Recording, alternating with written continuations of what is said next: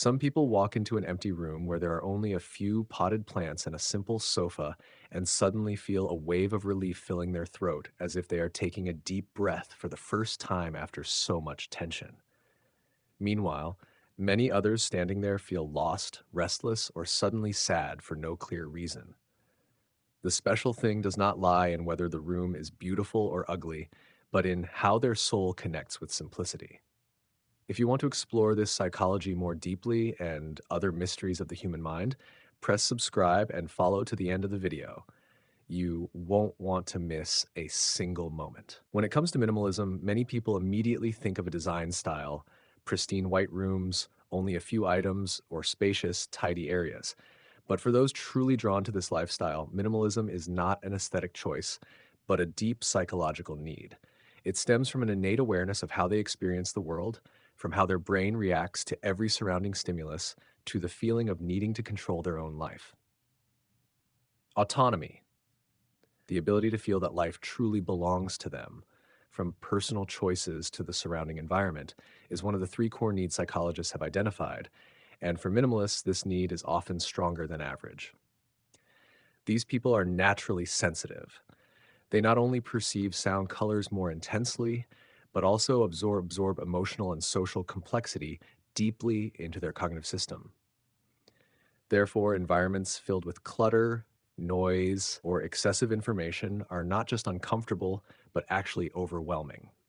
A room overloaded with objects forces their brain to continuously allocate energy to process everything in sight, even when they are not consciously aware of it. This is what drives them toward minimalism as a psychological survival tool. Empty, tidy spaces not only provide aesthetic pleasure, but also protect mental energy, allowing the brain to focus on what matters. Research, such as that by psychologist Elaine Aron, has shown that about 15 to 20% of the population is innately highly sensitive. These individuals are often creative people, artists, deep thinkers, or simply people who spend a lot of time reflecting. They understand that a quiet and organized environment not only makes them feel mentally comfortable, but also helps them maintain clear thinking. When the brain is distracted by too many objects, thoughts become fragmented, and mental performance decreases significantly. That is why keeping a minimalist living space is never optional for them, but an act of self-protection. High sensitivity also means they experience emotions more intensely than most people.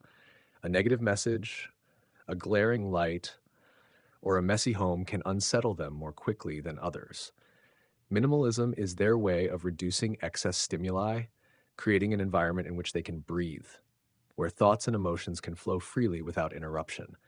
It is not that they hate possessions, but they understand that unnecessary excess is a mental burden. Every item, no matter how small, can require their brain to process it, and over time, accumulation causes invisible stress. This is why many minimalists pay particular attention to how they build their personal space. Every object has a purpose, serving mental needs, space, and autonomy. When they choose fewer possessions, they are not merely removing something from life. They are creating an environment where they can function optimally. Every empty space, every blank wall, every clear table is not just an absence, but a symbol of self-control. While many may feel emptiness or coldness in a minimalist space, highly sensitive people feel relief, even sensing their soul is freed. These traits are also linked to the concept of the extended self, studied by psychologist Russell Bielk. According to him, people often connect personal identity with possessions. Most people build the self through layers of material goods, feeling fulfilled the more they accumulate. But minimalists take the opposite approach. They realize that true identity does not require objects for validation. Instead of depending on external items, they find wholeness within themselves, in the choices they make, and the space they control. This is why, for them, a minimalist room is not just a living space, it is proof that they are in control of their lives. Minimalism also reflects a subtle biological strategy. If you imagine the brain as a phone with limited battery, every unnecessary item in view consumes a portion of mental energy. When the mental battery is overly drained, the ability to focus, create, and think deeply diminishes. Therefore, minimalism is not just about reducing objects, but optimizing mental energy to live and work more effectively. This explains why creatives, writers, artists, and thinkers often choose to live in nearly empty spaces. They need room for the mind to operate freely, undistracted by invisible yet powerful factors affecting the brain. Thus, minimalism is not just a trend or a preference. It is a combination of the need for autonomy, high sensitivity, and a deep understanding of how the environment affects mental energy. It is not deprivation or austerity, but a way to achieve clarity, freedom, and balance of mind. Those drawn to minimalism do not need advertising or persuasion. They sense the profound value of empty space at first glance. This is why, for them, a tidy room is never empty. It is a place where the brain can rest, where the self is protected, and where they can finally truly breathe. And if you are watching this video and realize that you are also drawn to simple spaces, press subscribe and follow to the end of the video. You will understand more about why some people find happiness, creativity, and mental energy in the few things around them, and why minimalism is the deepest mirror of human psychology. Minimalism, when seen from the outside, may seem like merely removing unnecessary things, creating empty, pure, and orderly space. But beneath that exterior lies a complex psychological mechanism, a sophisticated system that most people never notice. Those drawn to minimalism are not simply seeking tidiness, they are looking for a way to control a part of life they can master.